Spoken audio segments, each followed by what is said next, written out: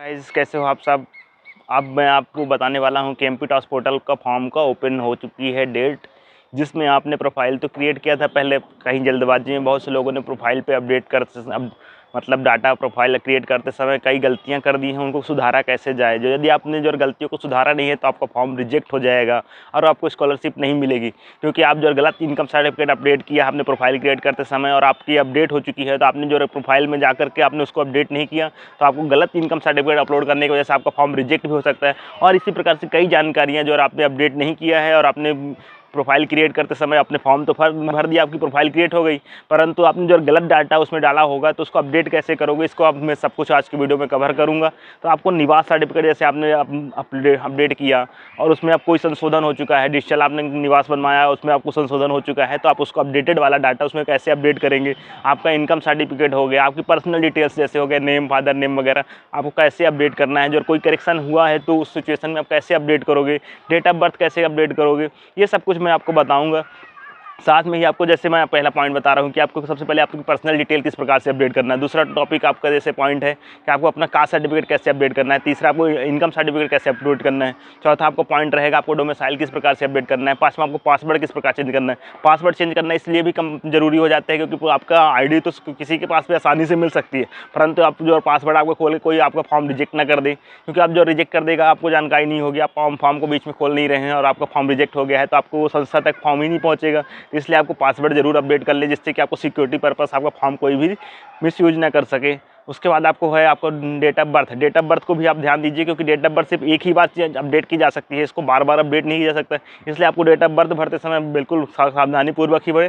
Category वगैरह भी आप अपडेट कर सकते हैं और किस प्रकार से अपडेट करना है और कहाँ से अपडेट होगा, ये सब कुछ मैं आपको बताऊंगा। चलिए शुरू करते हैं अपना वीडियो। पर उसके पहले मैं आपको एक बात बता दूं, जो आपको हमारा वीडियो अच्छा लगे तो वीडियो को लाइक करिए, चैनल को सब्सक्राइब नहीं किया हो तो हमारे चैनल को सब्सक्राइब कर लीजिए। और आते हैं स्क्रीन पर जिसमें हम सब कुछ कवर करने।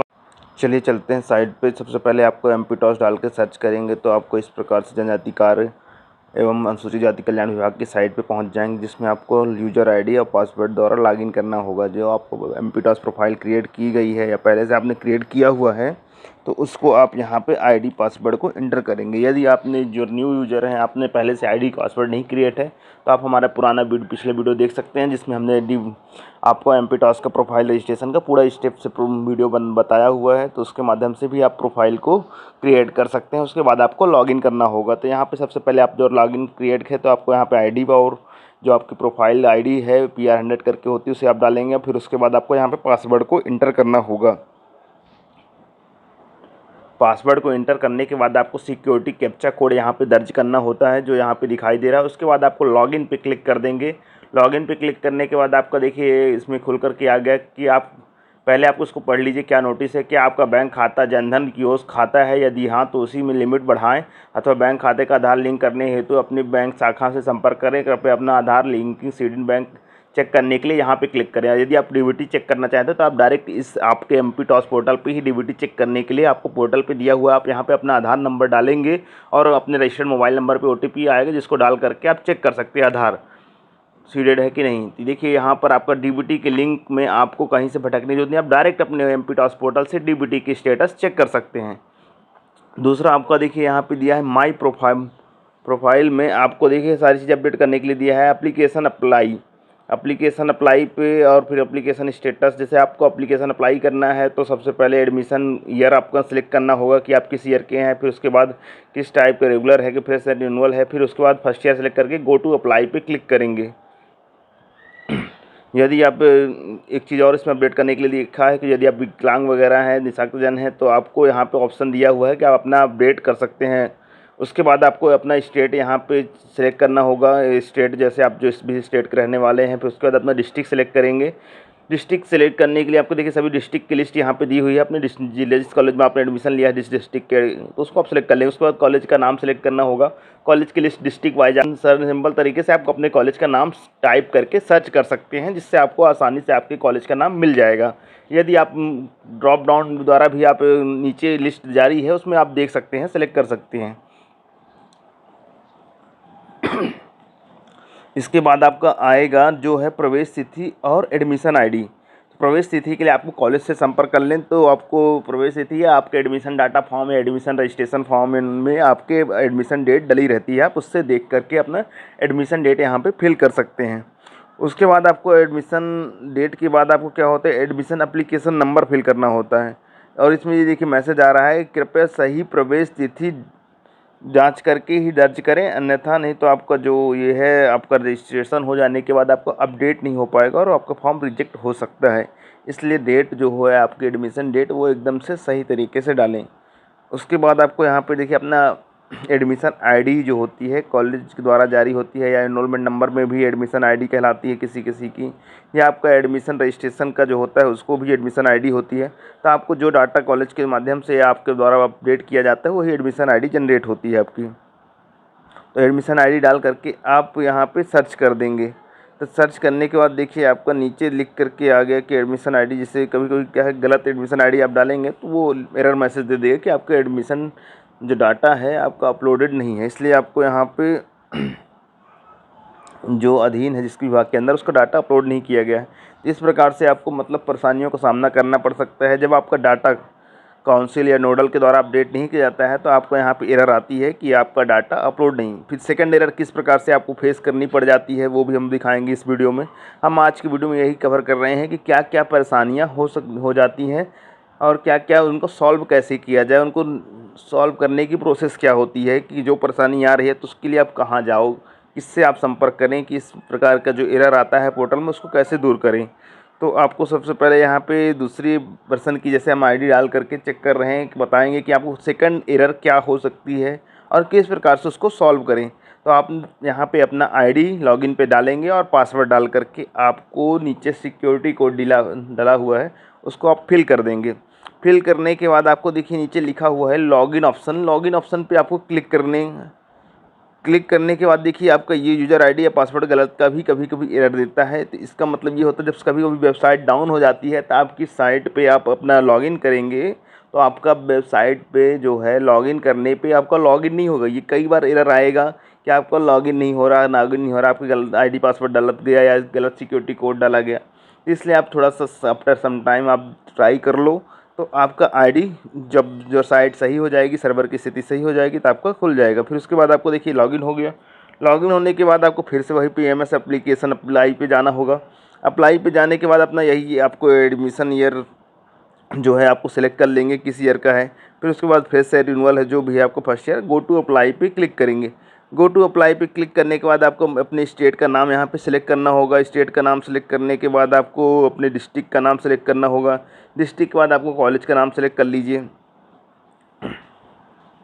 कॉलेज का नाम सेलेक्ट करने के बाद अपने यहाँ प्रवेश तिथि जो होती है एडमिशन डेट है आपको यहाँ पे अपनी एंटर करनी होगी। एडमिशन डेट के लिए मैंने बताया ना, आपका एडमिशन फॉर्म अपना उठा लीजिए और उसमें आपको सारी डिटेल्स मिल जाएगी।